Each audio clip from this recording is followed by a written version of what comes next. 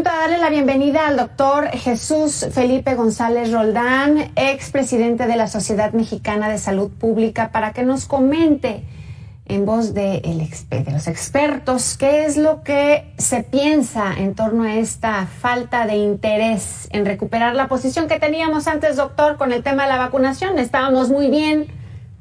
Pues, ¿qué es lo que pasó, no? Mira, Alejandra, lo que estamos viendo ahora es que necesitamos incrementar, sobre todo ahora que viene la temporada invernal, pues la vacunación contra influenza y la vacunación contra COVID. Sí.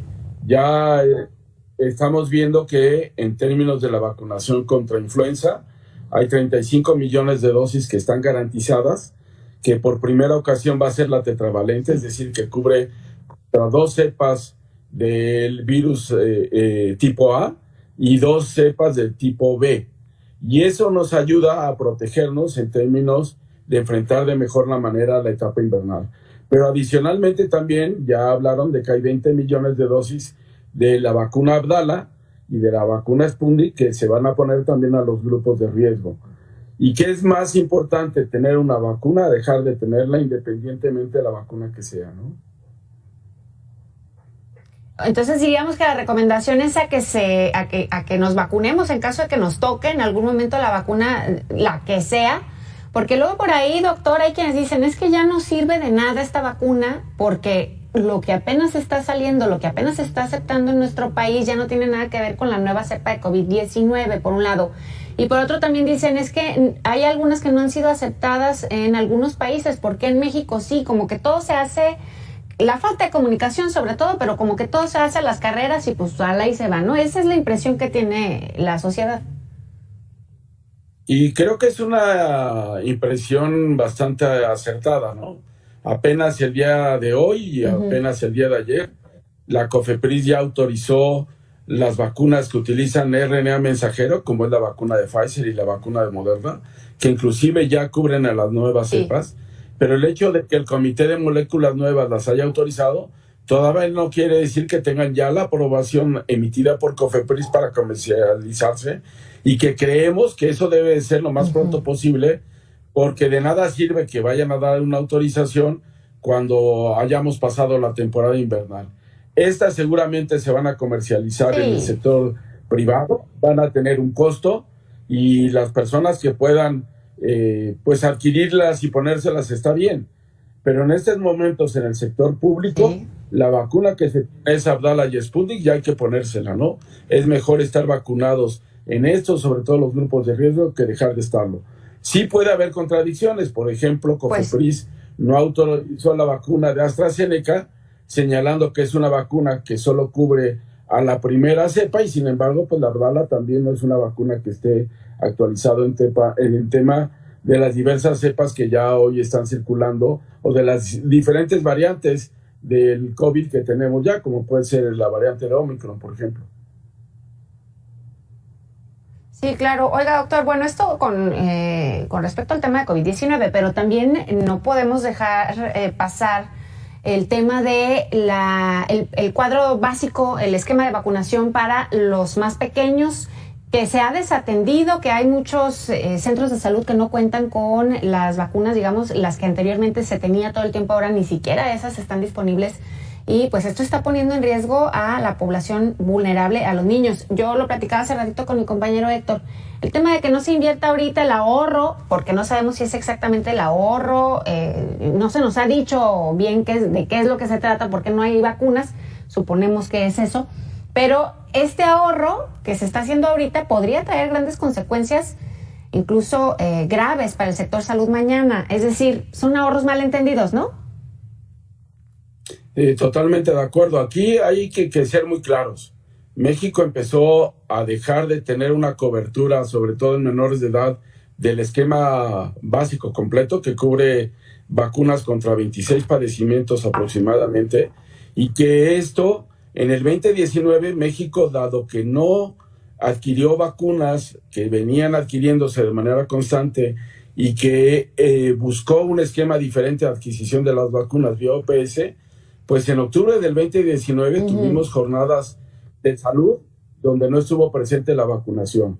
Si a eso le agregamos que a partir del 2020 viene el tema de COVID, que deja de funcionar la parte de muchos centros de salud que tienen que cerrar debido al tema del confinamiento al que fuimos sujetos, y que adicionalmente, aparte de esto, pues también hubo una caída de las coberturas de vacunación.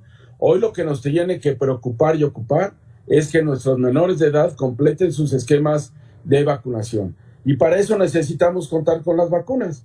Hay vacunas que desde el 2019 pues empezó a tener escasez, como la vacuna de BCG, y tenemos problemas. En el 2019 tuvimos brotes de sarampión en Ciudad de México y en el Estado de México, más de 200 casos, y que si no tenemos esquemas completos de vacunación y dejamos que se nos siga cayendo la vacunación, donde hoy los datos nos señalan que 1 de cada 3 tiene esquemas completos, vamos a enfrentar la reemergencia de enfermedades como puede ser sarampión, ¿no?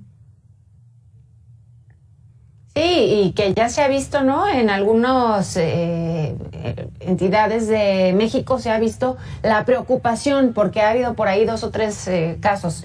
En fin, creo que sí, son ahorros malentendidos, como ya lo decía hace rato. Y por ahí, bueno, pues también no es un consuelo, doctor, pero a nivel Latinoamérica lo que dice UNICEF es, estamos como en esa tendencia todos, ¿no? Pero ¿por qué no romper con ¿por qué no se hacen las cosas diferentes? ¿Por qué siempre el sector salud tiene que, es cuestionado, ¿no? Cuando se dijo que íbamos a tener un modelo parecido al de Dinamarca, pues no lo estamos viendo y por eso nos atrevemos a cuestionarlo tanto. Si estuviera bien, le aseguro que estaríamos platicando aquí de las bondades de nuestro sistema. Sin embargo, no es así. Se ve que para finales de esta administración, principios de la otra, si le van a dar continuidad, ¿se plantea un panorama más positivo?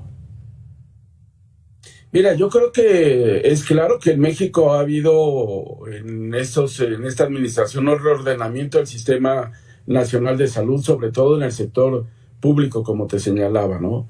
Primero, en tema de esto, un gran problema lo hemos tenido con la adquisición de insumos, y entre ellos de los biológicos esenciales como son las vacunas, que México perdió, no en esta administración, sino desde hace varias administraciones, la capacidad de tener producción propia de algunas vacunas esenciales que tienen que ver inclusive con cuestiones de seguridad nacional. Ya te hablaba yo de esta vacuna de BCG, la vacuna del sarampión, y hoy México desafortunadamente en el sector público no produce ningún biológico y necesitamos comprar de otros lados y a otras empresas las vacunas. ¿Qué si necesitamos? Pues tener la visión de hacer adquisiciones, sobre todo a través de una visión multianual, es decir, compras de vacunas multianuales que nos garanticen el acceso de las vacunas, sobre todo en los esquemas de los menores de edad, para poder tener esquemas completos y proteger nuestra población, tanto a los menores como a los mayores, en términos de estas enfermedades reemergentes. Y otra parte que también es claro es, pues, en un principio Insabi iba a ser quien adquiriera todo esto. Hoy Insabi ya no existe y hoy hay una transferencia de 23 entidades al IMSS Bienestar, pero es fundamental que para la atención médica y sobre todo en los esquemas de prevención, la vacunación recupere el liderazgo que México tenía en la materia, porque hay que decirlo, México era líder, por lo menos en el continente, en sus programas de vacunación universal. Efectivamente, y precisamente eso es lo que señala UNICEF, doctor. No hay excusas para América Latina y para el Caribe. ¿Por qué? Pues porque hace 10 años éramos líderes, ¿no? Y digamos que la situación económica no es que haya mejorado muchísimo, más bien es que no se están asignando los recursos de manera correcta. Al menos esa es la impresión que tenemos aquí en este país. Así que, pues, lo que queremos todos, por el bien de todos, doctor, y sobre todo para, en su momento, aminorar la presión del sector salud que tendrá. Si no se hace a tiempo, pues lo que queremos es que se piense en el futuro y no en acciones inmediatas y populares, ¿no? Así es, y como tú dices, mira, creo que lo que vamos a observar dentro del sector salud va a ser un subejercicio del gasto. Y eso quiere decir que no es que no tuvieran dinero, sino que no lo utilizaron en tiempo y forma para la adquisición de los biológicos. Que si, por ejemplo, hay una compañía X transnacional al que le comprábamos, por ejemplo, 2 millones anuales de vacuna contra rotavirus, y se las dejamos de comprar, en el momento que se las dejamos de comprar, pues otros países van y las adquieren. Y cuando queremos volver a comprárselas, nos mandan de nuevo a la cola y a esperar a que tengan la producción suficiente para poder pagar. Y eso, pues no se habla de manera clara, y necesitamos entre todos coadyuvar para que tengamos todas las vacunas y se las apliquemos a todos los niños. Tú recuerda que las primeras campañas decían todos los niños, todas las vacunas. Hoy yo te diría todas las niñas, todos los niños, todas las vacunas. Y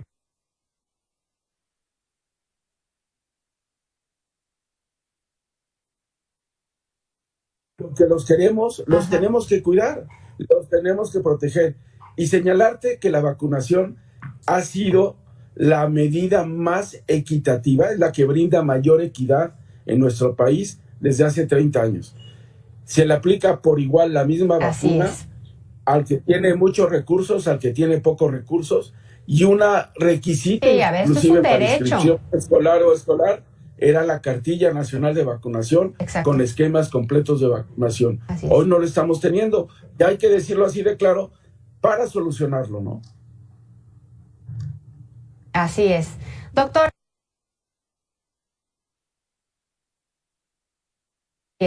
Doctor, espero platicar con usted más adelante. Ojalá que el panorama sea totalmente distinto, pero positivo. Gracias por su tiempo esta tarde, doctor Jesús Felipe González Roldán, expresidente de la Sociedad Mexicana de Salud Pública. Y usted que está en casa, lo invito a hacernos una pausa, ya regresamos.